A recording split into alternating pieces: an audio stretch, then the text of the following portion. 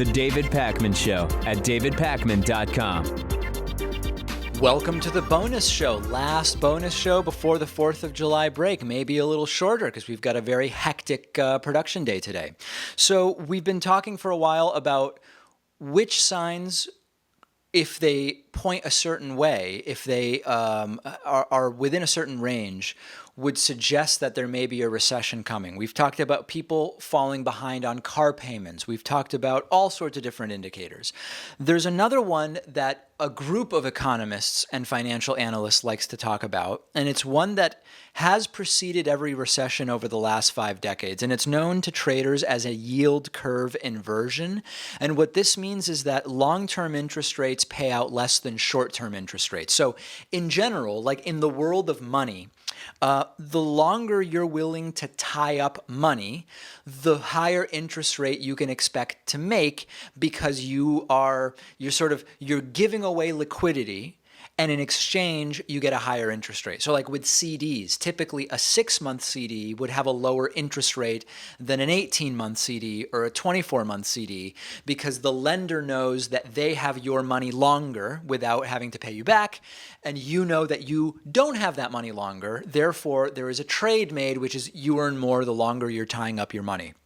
Typically, that would apply to short-term interest rates versus long-term interest rates. When a yield curve inversion happens, it means that the long-term interest rate is lower than the short-term interest rate. And what this is understood to suggest is that investors' long-term view of the market is not positive, and that an economic downturn is looming. So why would the long-term interest rate, where you're tying up money for longer periods of time, offer a lower interest rate than short-term? The idea is the market believes that over the long term or longer term, sometimes it's more medium term, there's going to be more market instability and possibly downturn. That's basically what it means.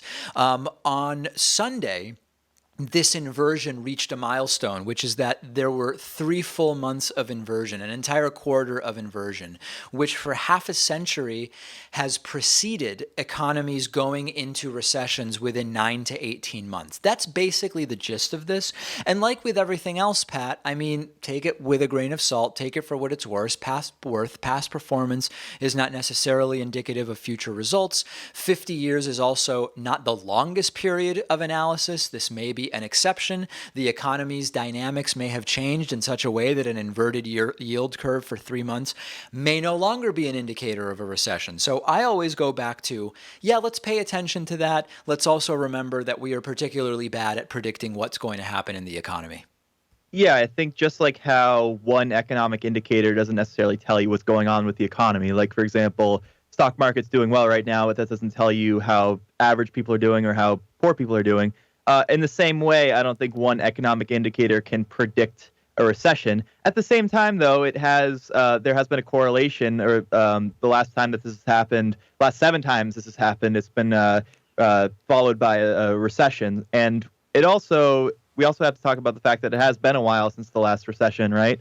The last major one almost 10 years ago at this point, or a little over 10 years ago. So maybe just by that, we're kind of due for the next one. It's going to happen at some point. It's just we never know exactly when. That's another bigger picture thing, which is, listen, we're a day closer today than we were yesterday to the next recession. Historically, there has always been some next recession, some next pullback.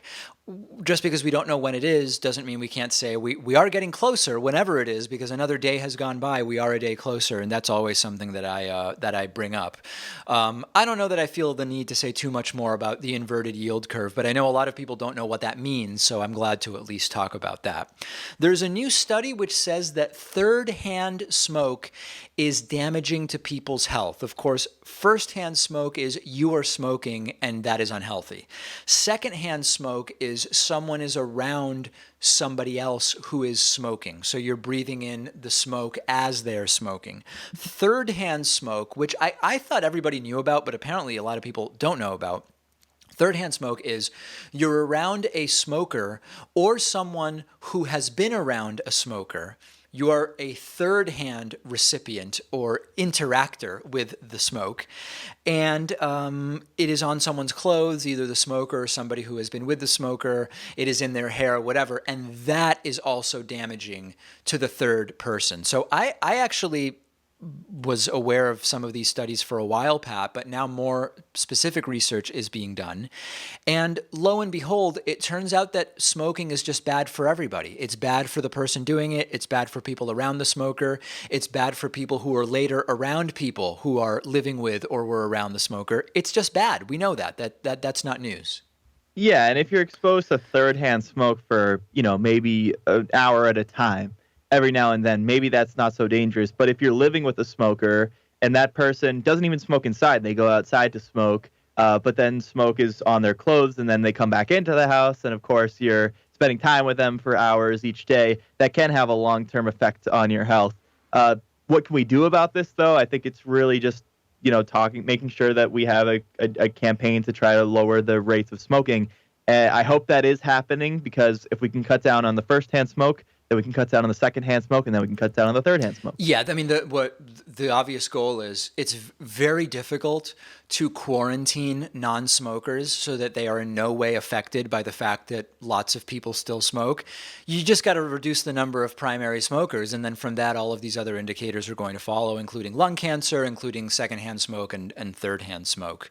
Let's talk about smiling a little bit. There's this idea out there that if you see people smiling, if people smile at you, you become happier. And sometimes these notions seem sort of obvious, but it's still important, if we care, to try to test them. And in this case, we have a new study which finds that if there is a positive effect to seeing people around you smiling, it's relatively small. That if you see, if 100 people smile, all else being equal, 7 expect to feel happier than if they themselves had not smiled. So that's the idea that smiling makes the smiler happier.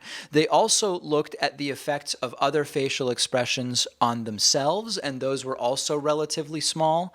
And lastly, they looked at the effect of seeing other people smile and make other facial expressions, and those effects are also relatively small. So this is not super surprising to me, Pat. There was a while where there were a lot of popular studies saying, even if you don't feel happy, the act of smiling is so connected to your mood that if you just fake a smile, as I'm doing right now, and go through the muscle motion of appearing to be happy, that it actually makes you happier. And what studies are finding is that if there is such an effect, it is small and only in a small fraction of the people.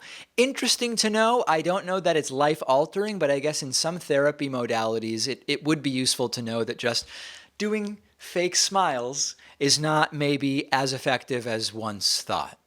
Yeah, maybe you can get some benefits from the placebo effect, though. I think that's the only hope, because in the study they had people balance a pencil above their lips, and you had to kind of hold a smile in order to keep it kind of positioned there. So when you do that, people don't necessarily know that they're smiling, and so when you later look at what their emotions are, you can have a general sense of if that forced smile caused them to be happy or if it didn't work.